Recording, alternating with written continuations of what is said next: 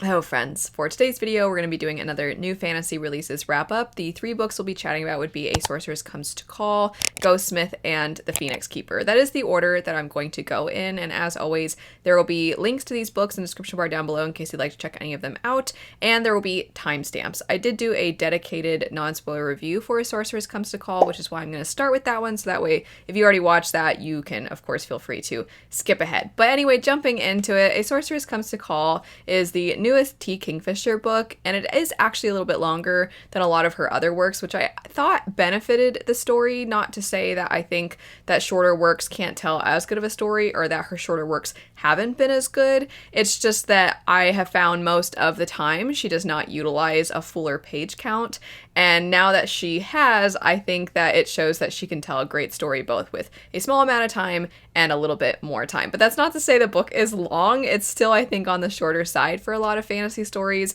And it is a hybrid of fantasy and horror. So I think if you're somebody who likes genre benders or you just like stories that feel like a mix of multiple things, I think that there's a good chance that you'll already enjoy that aspect of this. I do think it sort of sets it apart from both horror and fantasy, but at the same time utilizes components of each genre in a way that's really well done. The setup is that you follow a young girl whose mother is a sorceress, but she's a sorceress in a world that doesn't really believe that sorceresses exist. And for those that do believe in them, they think that they primarily just use their magic for trivial things like cheating at a game of cards. And you see very quickly through our main character's perspective that her mother is by far much more dangerous than what anybody expects of a sorceress, as our main character, her entire body can be controlled by her mother, and her mother can compel people to do things against their will. She pretty much keeps a low profile, however, which is how she's managed to get by for so long without anybody knowing that she has these powers. But our main character one day ends up discovering that her mother is doing everything she can to marry a wealthy man, and then get connections through that marriage, and then marry off our main perspective. And until this point, the MC has primarily only ever had her mother's wrath and powers inflicted on herself, to see her mother starting to do small things against other people that she knows can eventually lead to something far bigger and greater and more dangerous. It sort of pushes the main character to finally start to try and open up about not just what her mother's capable of, but the abuse that she has endured. This is where our second perspective enters the picture. This character's name is Hester, and she is the sister to the man that the sorceress has her eyes on. And one thing that I really adored about this book is that, as always, T. Kingfisher has fantastic humor woven into stories with very serious themes. So the more serious side of things, as you can imagine, would be the abuse that Evangeline, is the sorceress's name, that her daughter has endured.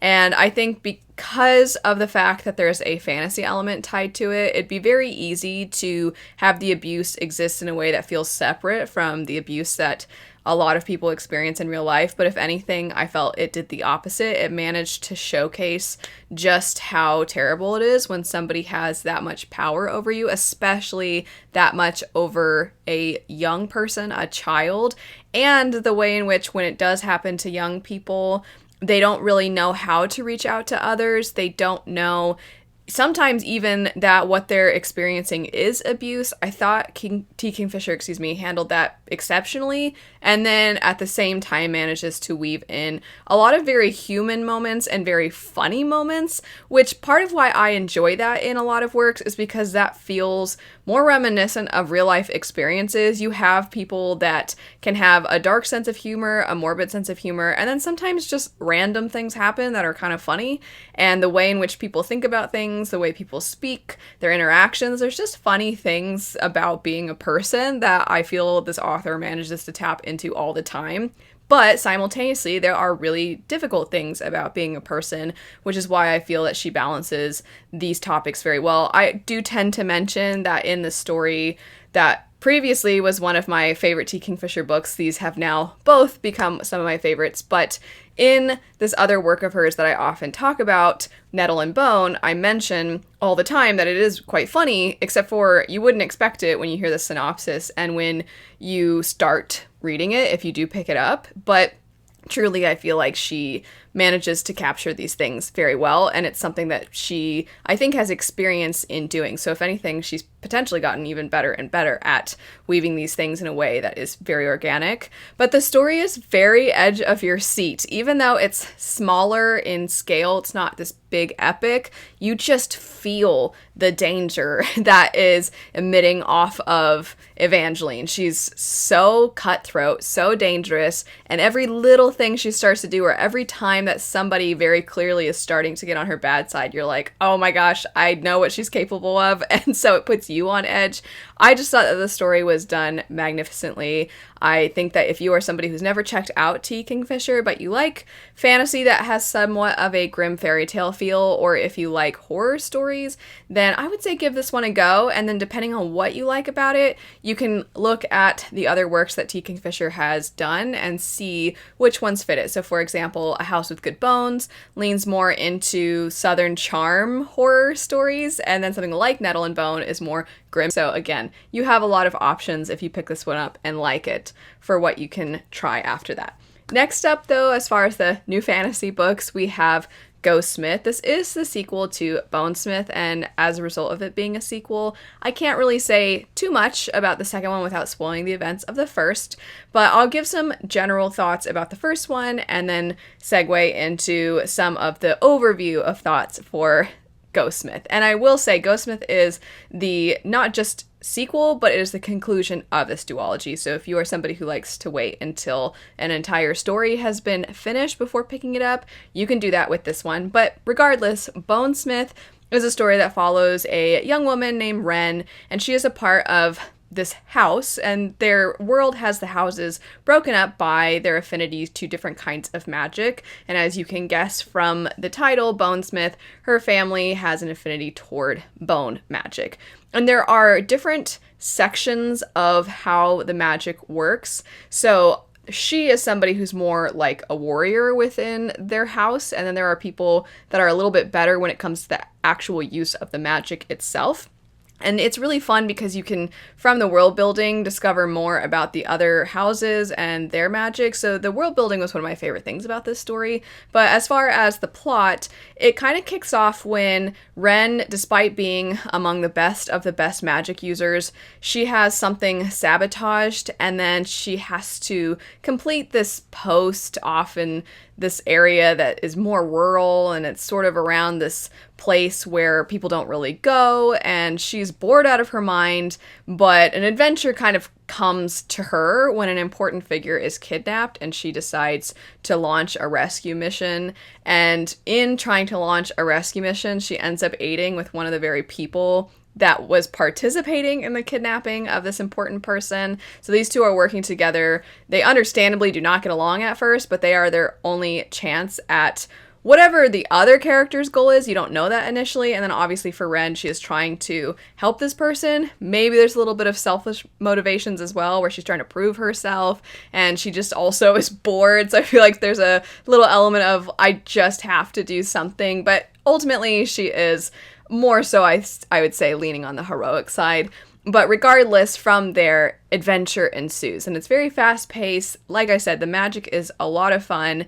And the stakes get bigger and bigger, and you learn more about the other characters as story progresses. One of the things I really enjoyed about this is that I thought that the characters' personalities really screamed off of the page in a way where they didn't feel like caricatures. They genuinely just felt like they had distinct personalities without it leaning into going overboard, which I really liked. And they were all quite different from each other. I think that made the balance really nice, as once one character maybe was experiencing some level of some kind of, I'm feeling down, I don't know if I can keep going, another character would kind of come to the forefront, and they would sort of take the role as the heroic person. Sometimes they would hurt each other, sometimes they would uplift each other, and I just liked the dynamic between the characters.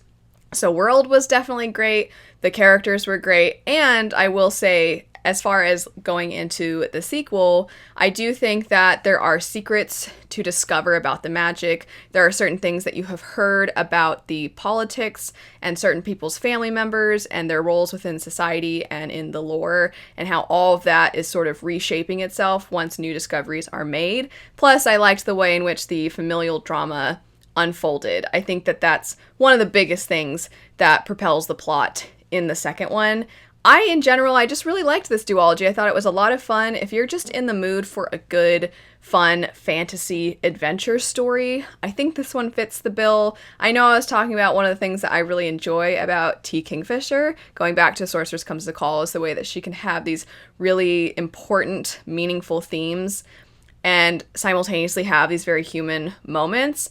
But not every book that we pick up do we necessarily always want the extreme emotions. I've said before that sometimes certain works, they are almost emotionally taxing, and in order to approach those, you sometimes do need the more lighthearted stories or the cozy stories, the cute stories, and sometimes you also just need something fun and adventurous and heroic. It kind of gets you motivated, and I definitely think that this one fit the bill for that. Last for today, we have The Phoenix Keeper. So speaking of cozy and cute, I definitely felt that this one fit that. I think that this is the kind of cozy fantasy that almost feels like it's contemporary, except for they have sprinkles of fantasy flavors mixed in. The comp titles for this were House in the Cerulean Sea and also Travis Baldry's Bookshops and Bone Dust, and the other work that is actually the first one, which would be Legends and Lattes. And I actually think, even though it's a newer release, maybe perhaps a better comp title would be Sarah Beth Durst's newest work, The Spell Shop, as I felt that it was closer to that sort of feeling, where it feels a little bit more everyday slice of life, except for there are magical components, and the magical components don't feel quite the same as Legends and Lattes, where they seem more rooted in traditional fantasy. Rather, it was more of like, what if animals also were mythical creatures and they were in a zoo? And that was kind of the feeling, which I feel The Spell Shop has a little bit more of that in it, and it feels less like classic fantasy archetypes.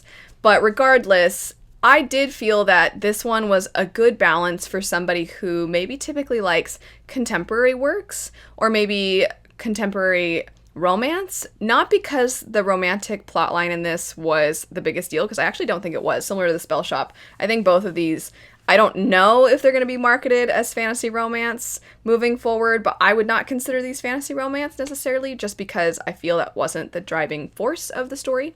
But there is a romantic subplot.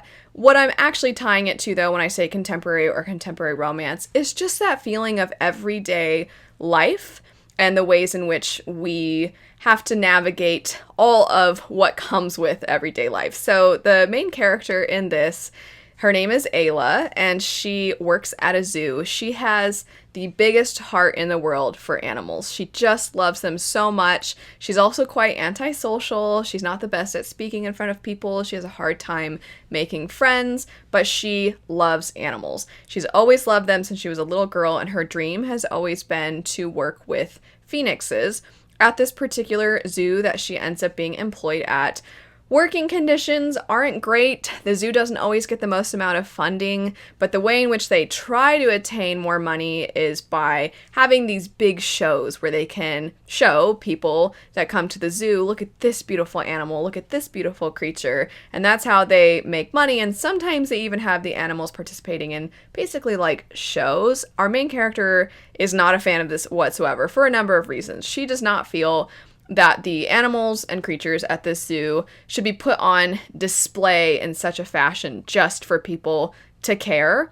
And also, because she has social anxiety, she hates the idea that her work and her passion is reduced to how well she can broadcast to other people things about the animals. She just feels that everybody should have a heart for them, and everybody should see that they're endangered. They need your money, they need your support, and in general, so much of what has happened to these species is a result of humans trying to kill them for certain, because in this world they're often mythological creatures. Sometimes it's magical things like a unicorn's horn or the feathers from this particular thing have healing properties, those sorts of things. And so they have been pushed to being endangered. Some species have even gone extinct. And so she just sees it as, okay, well, we caused this problem. So if we caused it, then shouldn't we do what we can to repair it? And one thing I thought that this story balanced really well was the realities of that mindset of, shouldn't people just care because they should, because it's the right thing? And then also the realism of people don't actually. And sometimes you have to show people for them to care. And sometimes that's all it takes. Sometimes people just don't know. Other times though, you do sadly have to appeal to people that wouldn't care unless you give them more of a reason. And it's very frustrating because you do sort of, at least I did, side with the main character in thinking people should just care for the sake of these beings because it's life and it should matter to them. And it's also fair though for other people to be like, yeah, but we exist in an imperfect world, so we have to make do with what we have. We have to play certain roles. And I just felt like it actually balanced that question really well. And the two characters, besides just our main character being, I should rephrase, one of the characters that is representing one of these viewpoints is Ayla. But the other character that is representing the other side is sort of this star zookeeper who our main character kind of envies everything about them, but also hates everything about them. They were rivals in school. It just seems like everything comes easy to that person. So they're a little bit at odds with each other. And I do feel that the slice of life things were done really well. The day-to-day, I have to go to work, I'm not paid enough. What happens when there's this devastating news? Oh, I got good news, but with good news comes more responsibility. So now I have to take these things on. And I feel it handled those things really well. And as I mentioned, all of the moral questions that arise when you are fighting for something that you believe in. I did think that the romance was very actually subtle in this, and it was quite cute. I do think that depending on how you go into this story, you might be thinking that the romance is leaning one way, and then maybe you'll be surprised, or maybe it's predictable to see that it goes in another. I kind of had an idea of where it was going to go because in reading the synopsis, I actually felt like they kind of gave it away, which was fine because in my opinion, it was kind of obvious. But for those that it's not obvious to, just maybe be careful about looking at the synopsis if you care about the romance unfolding in a way where you don't find it's already revealed to you. And then last thing I'll say about this one is the creatures at the zoo are really cute, and I really wish that it was real. I wish all of these mythical creatures existed and that we could have cute little stuffed animal versions of them and that kids loved them. They have like a live feed, and also how accurate is that to certain cute animals that are becoming popular on social media? They have like a live feed of some of the animals in this that people watch all day, and then social media people comment like, wait, what's the bird doing? OMG, it's sleeping. And I was like, okay, this is pretty realistic actually. So anyway, I kind of liked that component as well. It was cute. It was a cute story. I don't know that the more important themes were really done in a way that is gutting and heart-wrenching, but it definitely makes you care about, I would say, our main character, the things that matter to her, and the animals in the story. It was quite precious. So I actually feel like there is a good range of different kinds of stories as far as these three go. I think A Sorceress Comes to Call definitely fits that sort of October, creepy sort of story, while also simultaneously having some of those heavier themes. I think Bonesmith and then the sequel that I mentioned, Ghostsmith, are the fun adventure, and then this one's the heartwarming and cute slice of life. So if any of these sound good to you, as I said at the beginning, I'll have them linked in the description bar. Thanks so much for watching though. I hope you have a great rest of your day, and I'll see you later. Bye.